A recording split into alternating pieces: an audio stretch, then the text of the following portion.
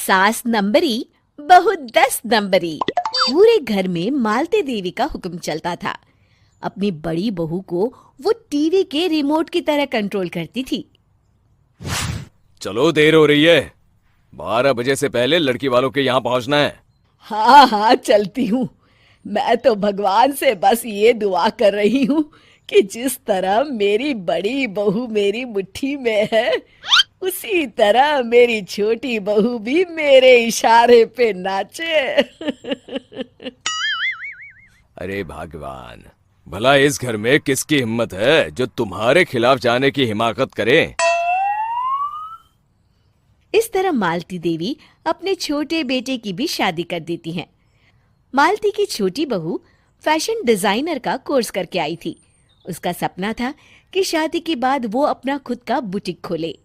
एक दिन, क्या बात है छोटी, तू तो एक से बढ़कर एक डिजाइन बना लेती है। इसमें कौन सी बड़ी बात है दीदी? आप चाहे तो मैं आपको भी सिखा सकती हूँ। हाँ, फिर हम दोनों मिलकर एक बुटीक खोल लेंगे। लेकिन दीदी, उसके लिए तो बहुत पैसे लगेंगे। हाँ तो क्या हुआ, पैसे माँ जी से ले लेंगे। हाँ हाँ, मेरे पास तो पैसों का पेड़ है ना, तोड़ के तुम दोनों को दे दूंगी।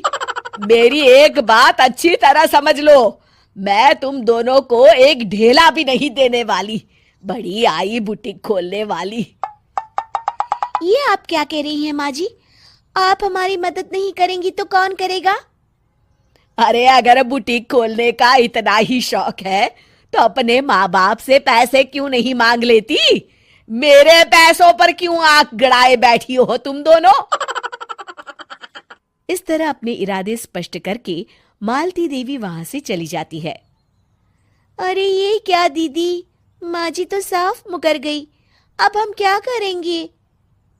तू चिंता मत कर, बुटीक तो खुल के ही रहेगा। कहते हैं कि घी जब सीधी उंगली से नहीं निकलता तो उसे उंगली टेढ़ी करके निकालना चाहिए। माँ जी अपने आप को समझती क्या है? पूरी सोसाइटी जानती है कि माँ जी ने अपनी सास को घर से निकालकर उनकी दौलत पर कब्जा कर लिया है। हाँ दीदी, अब तो जैसे को तैसा करना पड़ेगा। फिर दोनों बहुएं मिलकर एक साजिश रचती हैं। एक दिन, अरे नालायक, जरा ठीक तरह से पैर दबा, बिल्कुल मजा नहीं आ रहा। खाने पीने में तो कोई कसर नहीं छोड़ती।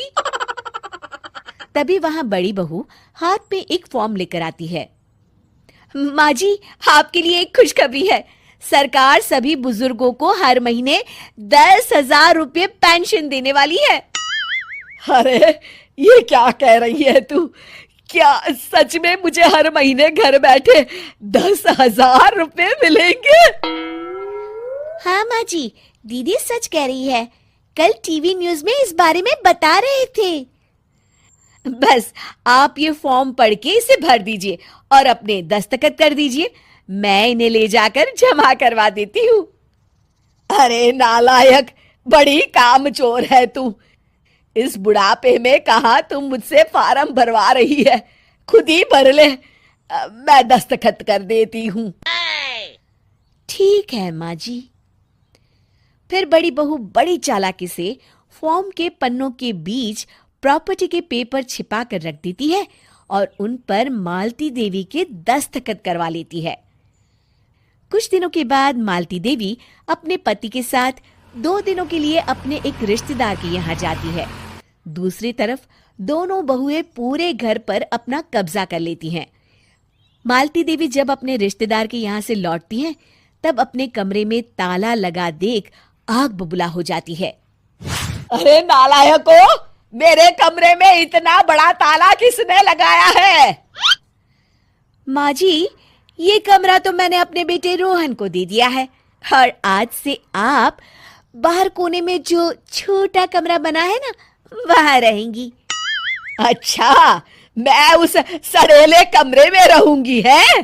तेरी ये कहने की हिम्मत भी कैसे हुई? और मेरी इजाजत के बिना मेरा कमरा देने वाली तू होती कौन है? लगता है तू भूल गई, इस घर की मालकिन मैं हूं। तभी वहां छोटी बहू आती है। अरे माँ जी, आप इस घर की मालकिन नहीं है। अब इस घर की नई मालकिन हम दोनों बहुएं हैं। ये देखिए, इन प्रॉपर्टी के पेपर पर आप ही के दस्तखत है। अरे भाग्यवान, ये तुमने क्या कर दिया? दस्तखत करने से पहले एक बार ठीक से पढ़ तो लेती। अरे लेकिन मेरी बहुएं मेरे साथ ऐसा कैसे कर सकती है? अरे तो इसमें कौन सी अचरज की बात है? तुमने भी तो अपनी सास को घर से बाहर निकाल दिया था। टूटा फूटा ही सही, शुक्र करो कि इन दोनों ने कम से कम हमें रहने के लिए कमरा तो दिया। तुमने तो अपनी सास को वो भी नहीं दिया था। आज समझ में आया, जैसी करनी वैसी भरनी। चलो अपना सामान उठाओ और चलते हैं।